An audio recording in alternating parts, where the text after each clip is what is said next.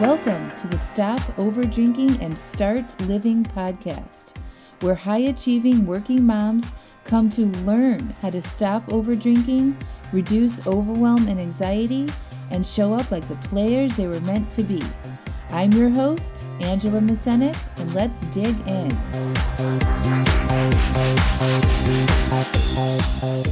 Welcome to episode 70, Advanced Listener Questions. Hi guys, how are you? Just so the audience knows, I've got three amazing guests on the podcast today. We have Lori, Stephanie, and Anna, who have actually worked with me in the past and are currently working with me. And I posted a random post on my social media accounts recently and asked any questions that they wanted answered on the podcast, and they all, came back and had some really sort of advanced questions that they wanted to dive deeper into. And I thought, well, instead of me just answering them to a blank audience, we could have them on the podcast and sort of talk through some of the questions that they wanted answered. So we've got some really good topics here. We're talking about why we tend to make things harder than we really need to.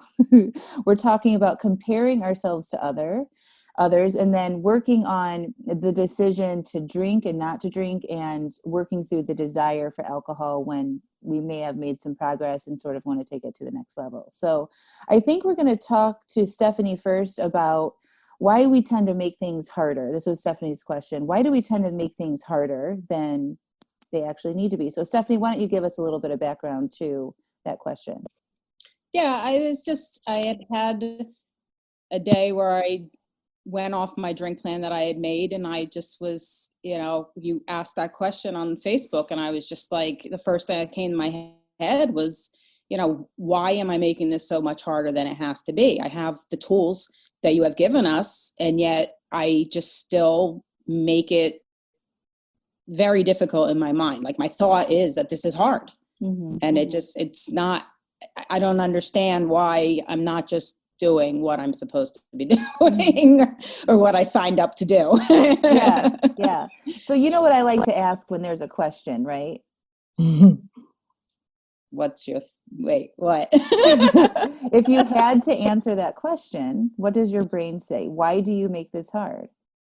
Because I don't want to admit that it's all within my power, that it's all me, that there's no outside influences. It's not, my kids or COVID or the sale of my house or anything. It's all me. Mm-hmm. And that's really hard to admit sometimes, because it just absolutely puts all the pressure on yourself. Responsibility, I think, is a better word. Mm-hmm. But why don't you want the responsibility for that? Because when I don't follow my plan or don't follow what I said I'm going to do, then I just feel like, I used the example of, I feel like a hypocrite, because like there's diabetics in my family, and I had always been like, well, hell, if my life depended on it, I could stop drinking. I could stop, eating sugar. What's wrong with them? And here, I've had some bad blood tests and stuff, and I know this isn't good for me, and yet I'm still having a hard time doing it. So I guess it's easier when you blame it on other things than just realize that, it's all within you. Mm-hmm. So I'm sure. Go ahead. I was just going to say, what would it mean if you just decided that you were the only one that was responsible for your outcome? It would mean that I'm the only one responsible for my outcome. Yeah, it would mean that I couldn't blame anybody else for anything. Like, it's all 100% me. It's not my husband. It's me, and I guess it's a scary thought. I'm responsible is scary. Yeah, it is, which is weird, because I'm so responsible in so many other aspects of my life, but in this one thing, I feel very irresponsible, and it's a scary thought to have to be responsible for this thing and struggling with it. If I was responsible and not struggling, well, that that would be okay. But those two things going hand in hand, that it's me, but I'm still struggling with it. Yeah. I think we talked a little bit about too in that post that like, so what if you fail? Like you're making the failures if you don't follow your drink plan or, you know, what you said you were going to do mean something about you, Yeah. right? Yeah.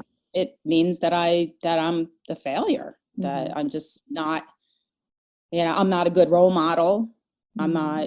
not, a good mother, a good wife. I'm just, it's, yeah, I make it so much more about than just having, a couple drinks that I didn't plan for.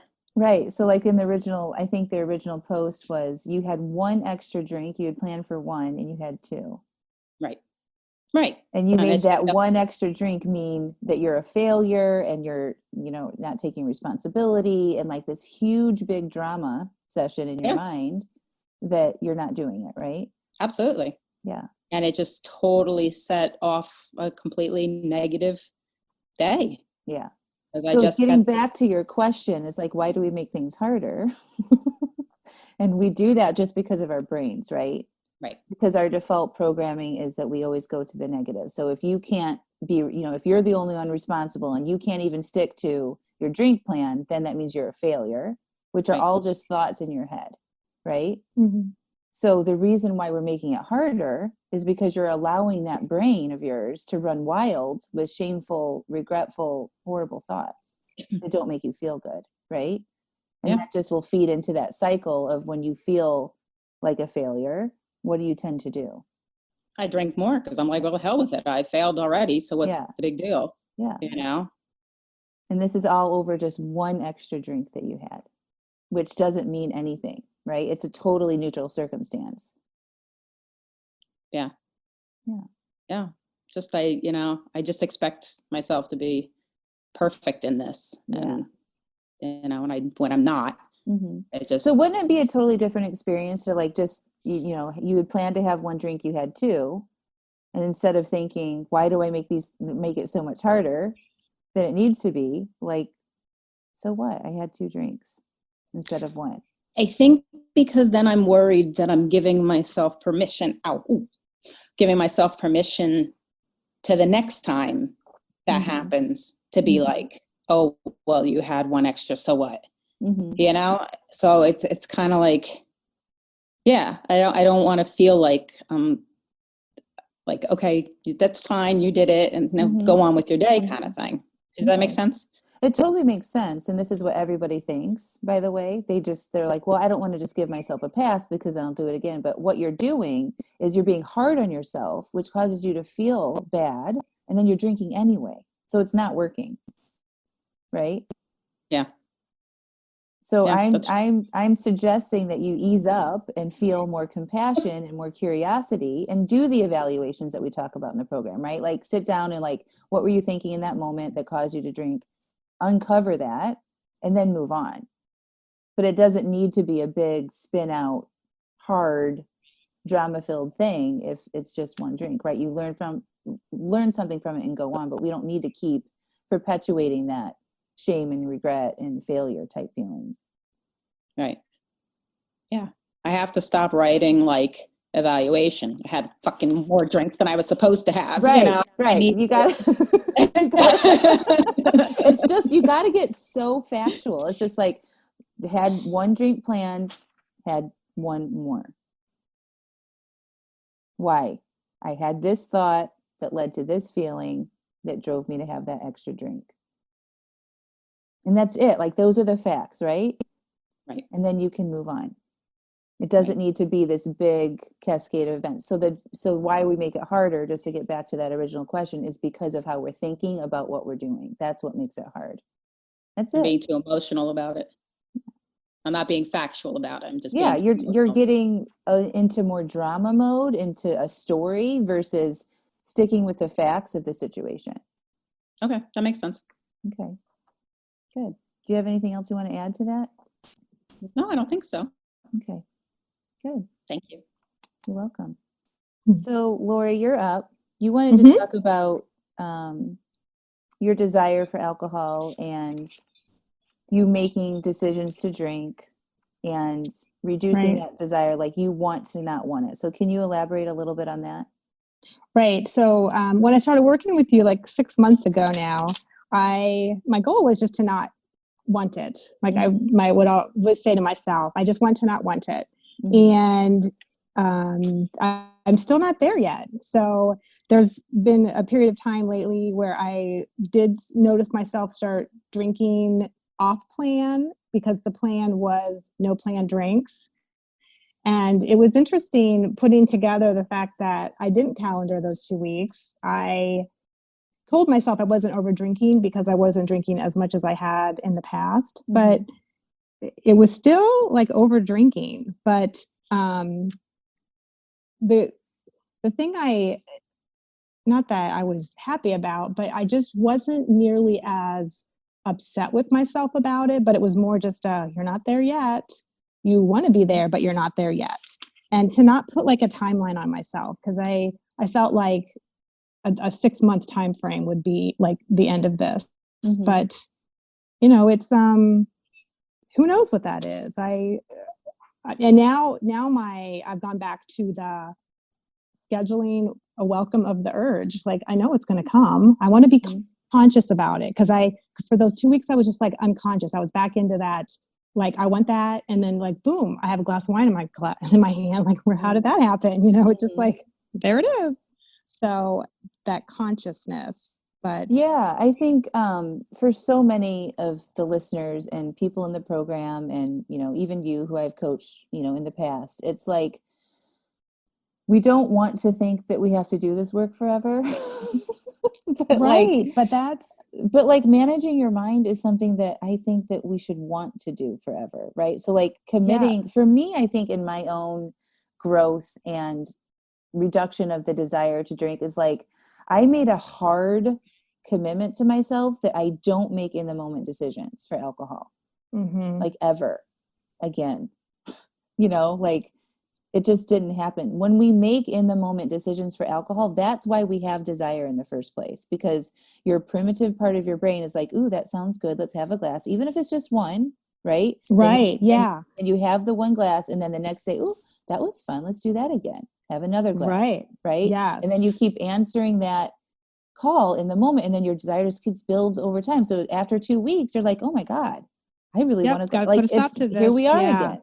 But it's not because there's something wrong with your brain at all. Like, your brain is totally functioning normal, right? That's exactly where we got here in the first place, of years and years of answering those in the moment calls to drink. Right. So forever, I decided I will never make those in the moment decisions. And because I've made that decision, I just, by default, I'm not drinking, because it never makes enough sense to me to make a decision to drink. Because if I'm not trying to satisfy an urge or try to get away from a feeling, I can't find a good enough reason to drink. Right. And exactly. And that's why with my, I just want to not want it. It's an interesting realization I'm coming to, that I just don't think I want that Friday night drink. Like, that's just, I just like, why is where I'm getting to. Yeah. So yeah. And it's understanding what thought I'm having, and then having to make that consciousness. So yeah. Yeah. So and I remember. So what was working for you before that? You had an anniversary or something that you had a planned drink for, right? More than a planned drink. Yeah. Yeah. It was a lot. Did you plan to drink a bottle of wine? Yeah, I did, actually. Okay. All right. Way too much. I wonder why you made that decision. I don't know. Okay. Oh gosh, you don't like that answer. We were having, here's why. We were having steak and lobster. It was at the, we were at the house. We couldn't go out. And there was a bottle of red and a bottle of white. And I may have had more than the one, like, I don't know that he had as much, but at the end of the night, those 2 bottles were gone, and I probably had more than just the one. So that was the reason. So, but why did you decide ahead of time to drink the whole bottle? Like, did you decide the day before to drink the whole bottle? Yeah, like the week before. It's so interesting, because you hadn't been drinking that much. Yeah, it hit me bad, and that was not good. Yeah. So why? I'm just curious. Like, why did you make that decision? It was 30-year anniversary. that would not be a lot of alcohol for me in the past. Mm-hmm. But I mean, like literally I hadn't had a lot to drink in months. Mm-hmm. So yeah, it just didn't seem like it was that big of a deal. Mm. So So you put a whole bottle on your drink plan. yeah. Okay. So Half red, maybe half I white. think, Yeah. like in retrospect, right? It's all 2020, Yep. right? Mm-hmm. Like next time you make a drink plan, maybe you don't put a bottle of wine on there. The glass, right? Right? Well, I'm really moving towards, my drink plan is no plan drinks. Mm-hmm. Like, and I want to work through what those urges are, and I'm working on the calendaring and just that honoring the commitments on that calendar. So like, what did you learn about drinking that bottle of wine? Was it fun? in the moment, yes. Mm-hmm.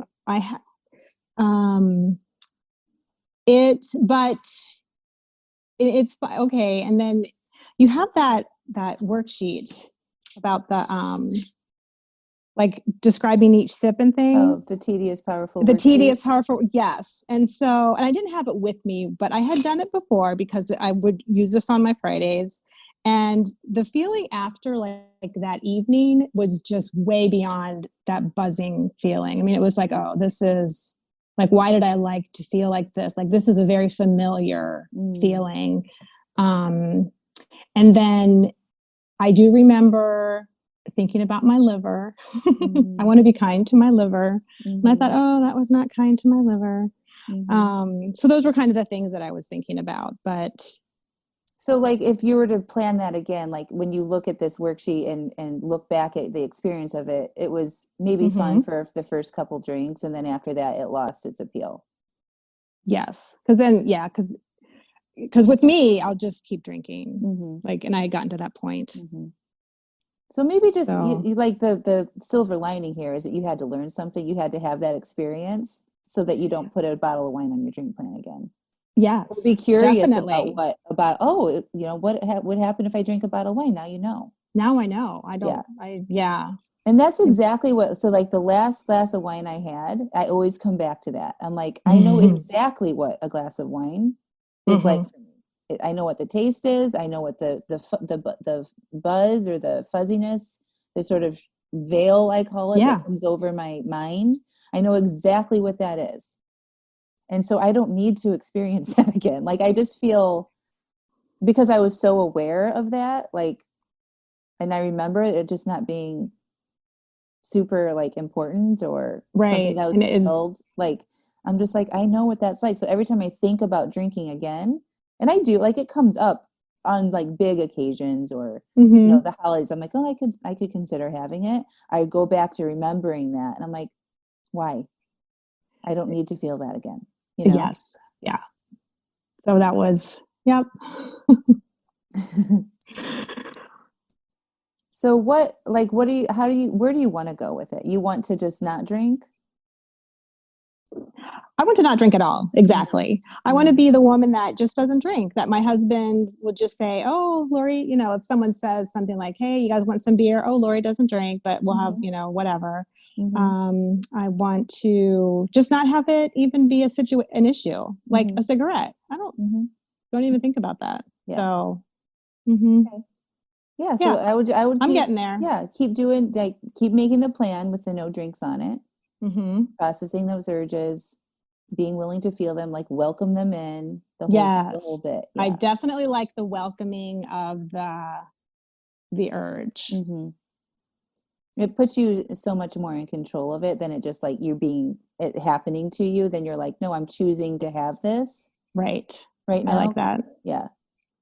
Okay. For me, that works really nice. Good. All right. Thank Anything you. else? No. Okay. Good. All right, Anna, you're up. Okay. You wanted to talk about comparing yourself to other people. Yeah, I'm so glad that Lori can welcome the urge because I don't feel like doing it. See, there goes the comparison right there. Right. There you go. It's 5:30 and I don't feel like welcoming the urge. I'm glad she feels like that. Yeah.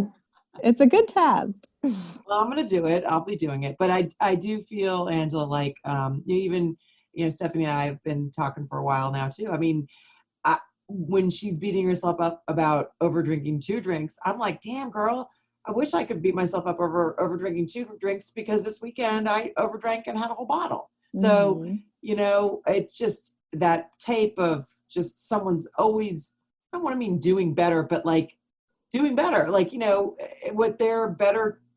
Does that make sense? Yeah. So it's like you think like Stephanie's experience, let's just use her for an example, her over drinking 1 extra drink when she only had planned 1 is like amazing. Yes. Like that would be your goal, right? But for her, it's just as miserable for her that it is for Exactly. you to drink that whole bottle of wine, right? Yeah. And I mean, it's not just about drinking. So you can compare yourself to anything.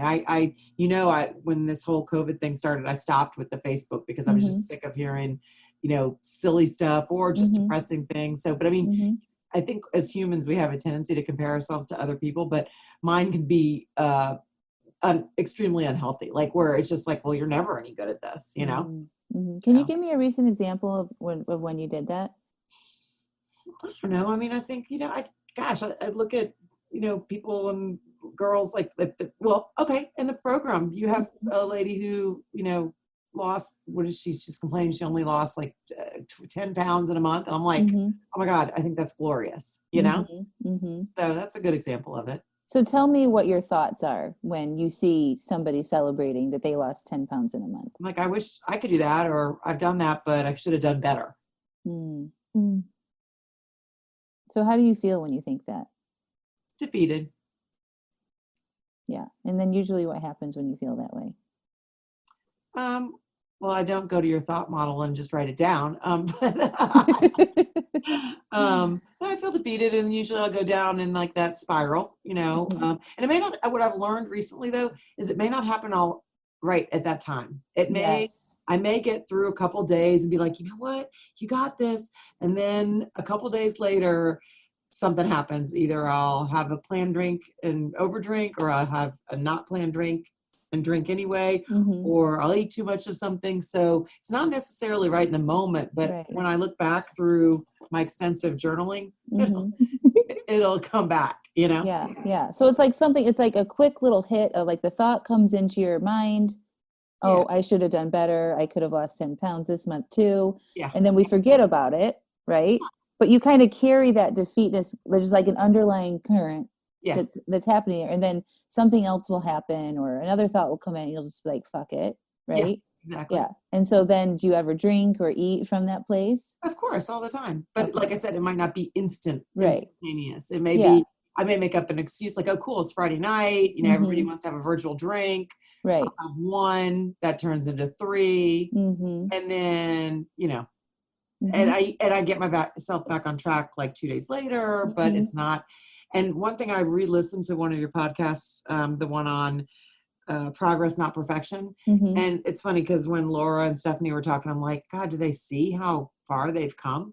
And I see how far they've come. And I know I've come far from, I'm not like some of your poster children where they're like, awesome, but it's a hell of a lot better than when it was in January. Like, I mean, just even the self-confidence, the feeling better about it, at least having a thought process around, did I plan my drinks instead of just being wantonly out there and wide open. Does that make sense? Yeah. So, but then why am I still bringing up these thoughts of everybody else? Why can't I just stay in my lane?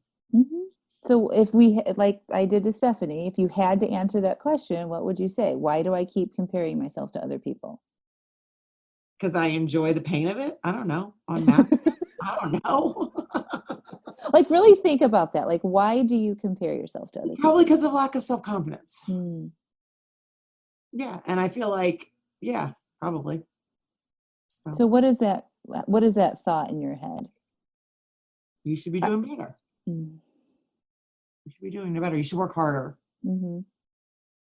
Yeah. Okay. So you have a belief system that you're not doing enough. Yes. Yeah, that's a good point. Okay, I'm writing that down. Yeah. But that's in life in general. Yeah. So you have a belief that's like, again, that underlying current that you're not doing enough. And then when other people post successes or, even a failure that's not as big as one that you've had, you come back to, I could have done better. Yeah. God, you're brilliant. Yes. Yeah. Yeah. So how do I fix it? Tell me what the thought was again that you... I'm not doing enough. I should have done better. But it was, what did we uncover there? I forgot now. What did you write down? The underlying current is just that I probably self-confidence.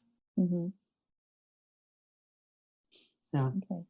And it's particularly about looks. It's not necessarily about smarts or, you know, it's more about weight and, you know, stuff that quite frankly, when we all go to our graves, really doesn't matter. Right. Seriously. Like there's so many bigger issues in the world right now than the number on the scale, right? Or having 2 glasses of wine versus 1. Right. You know what I mean? Right. Yeah. Okay, can't you walk me through the thought model to fix this?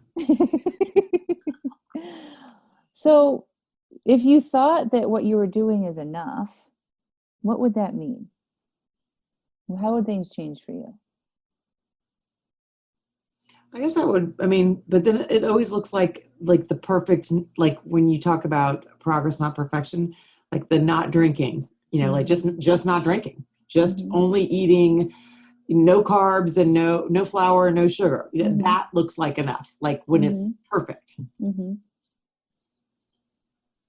But what would be enough for you in your own like results and actions that would be enough so that when you see somebody else doing something different, you're like, oh, I've got myself. You know what I mean? Yeah. That's their own result because of their own thoughts. I've got what I'm doing in my life is enough. Probably not the continual disappointing myself because every time I go off the drink plan or every time I don't uphold a promise to myself, I feel like if I could just stay with the promise that I gave to myself, that would start, I think. Because that starts the downward spiral. Yeah. So you would feel like it was enough if you honored your commitment to yourself. Right. Okay. How can you be enough when that doesn't happen? That's a good question. How can you, this is like, we've talked about this before, right? Like, how can you be okay and be enough exactly where you are in this very moment with everything that you're doing? Well, kind of like what you said, because what you're supposed to be doing is exactly what you are doing. Yes. And we're not supposed to be perfect, right? As humans. Right. And we have to expect that we're going to have failures on the way and struggles and obstacles to overcome. Right. And all of that is part of the process. And when you think somebody else is doing it better than you, you don't see all of that, right? Right. So getting back to this topic of comparing yourself to other people, what is that result creating for you in your life? When you think I should have done better, in the circumstances, somebody shares a success or somebody shares a struggle that is minor compared to mine. But you know what? I'm happy for them. Like I'm thrilled for Stephanie. I mean, yeah. But you have a thought about you, right? That you should have done better. Right. Because right? I'm not excited. Yeah, nobody's arguing that at all. Nobody's saying that. For myself as I am for her because I don't see my own shit. Like it's so when you have a thought about yourself and comparing yourself to other people and thinking I should have done better, that creates a result for you in your life of not doing things that you wanted to do. Right? Yeah. So it's just distracting you from getting to work when you have thoughts about other people, right? I thought about it as a distraction. Yeah.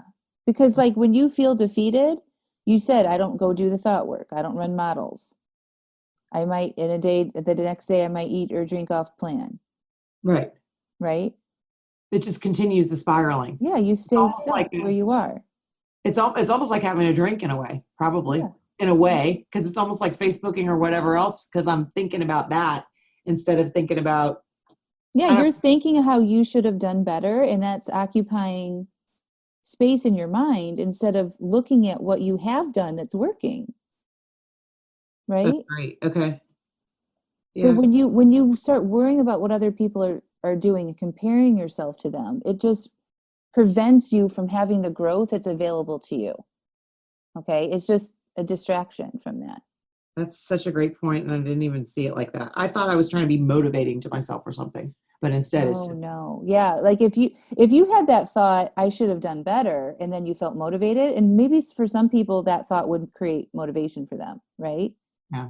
I don't know anybody who would do that, but but like some people might have a different feeling than defeated. Yeah. But for you, you're feeling defeated when you think that, and defeated that is one of those emotions that does not drive massive action to accomplish any goals, right? It's retracting. It brings you backwards. It keeps you stuck. That's a great point. Okay, great. Yeah. Thank you. Yeah. So what is a thought that you could have? I'm happy for them, or I'm No, on my make way. it about you. Make it about you again. Oh, I'm on my way. I'm making good progress. Mm-hmm. I'm a hell of a lot better than I was in January or Mm-hmm. December. And I've written that some, Mm-hmm. but that's not my first thought. Yeah. So I think I have to start doing like what you told Stephanie one time to do, like write it down 40,000 times. Yes. Yes. You know, just, Yes. yeah, it's not my initial thought, but you know, you are on your way. You are making Yes. progress. I like that. You're on your way. You're making your own progress, right? Your story is different. You don't know the whole story for them, right? Right. Yeah. Perfect. And just like for everybody listening now, like this is the work of changing your brain so that when you think something, it becomes automatic, and it doesn't happen overnight. Like this one sentence, like that she wants to think differently now is, I'm on my way. Like there's work that's now involved for her to change her brain permanently to think that automatically. Right. Right. And that's the writing it every day and journaling and staying committed to that thought until next time I ask you, what do you think when somebody shares something? You're like, oh, I'm on my way. Yeah. It doesn't happen overnight. You have to be committed to that work and to that new thought, just like you've been committed to this old story that what you're doing isn't enough. Got it. So if you think about all the years you've thought that. Oh, yeah. Right. It makes sense. Like it's going to take a little bit of time and effort for you to change it to this new way of thinking. Right. Yeah. I just wish I could snap my fingers and like have like 3 weeks, you have a change. So yeah, that's that instant gratification that we're all after. Right. Right. Yeah. Okay. Thank you. Thank You're you. welcome. You're Well, right. that's the 3 amazing advanced questions that we wanted to cover today. Do any of you guys want to add anything? Did you learn something from each other that you wanted to comment on? Feel free to just talk. Yeah, I learned from Anna just that question about how can I be enough when I don't honor my commitment? Because that calendaring is a commitment to me, and I'm not quite there. And it's and where I go with that is acceptance of where I am now. And it took me a good 6 months to get there, and just to be in a place of discovery and learning about my growth. And just putting myself that this is a fun challenge right now. I would never have thought that 6 months ago. Never. I had to convince you that you needed a calendar in the first place. Yes, you did. And I'm still not 100% on the calendar, but I have it, and I'm learning a lot about myself through this process. Yes. It's a lot, but it's kind of that same thing of that honoring the commitment. Yeah. And it's so exciting when you can see that you do honor a commitment, even if it's just for a day or a week. Because you know it can happen. It is like about that B- work that I talk about, in progress, not perfection, right? So if you guys could all just be okay with like doing the B- and making progress, and you see progress month after month and week after week, and acknowledge that process, that progress, and how far you've come, it's just a totally different scenario than like having to be perfect and judging yourself and saying I'm not good enough, right? Yeah. So B- work can get you really, really far in this work. It's above average, right? Yeah. Yeah. Because when you start thinking perfection is when you start snowballing breaking out towards spiral that, you know, because you weren't perfect. So yeah, that makes sense. And I have found that I write and this made me chuckle because of what Anna just said, but I write down in my journal every day, whatever my drink plan is, I write it down 20 times. And then I've been 20 times writing down some kind of positive affirmation every day, even on the days when I'm not feeling that great about myself. It makes it, I don't know, it just sparks a little something in me that, you know, don't always look at don't look at the bad all the time. Look at the like what you're just saying, Angela, you know, look at the positive stuff and how far you've come since January. Yeah. So we need to, you know, we need to focus more in on what we have done and not what we haven't or at done. least give yourself equal playing field. Like, okay, if you're going to shit on yourself, you also have to say the equal amount of amazing things. Exactly. Right? Yes. As a rule. So, and then end on the good stuff, right? That's a great point. Right. That's a very good point. Yeah. All right. Well, thank you guys so much. Does anybody have any sort of final comments?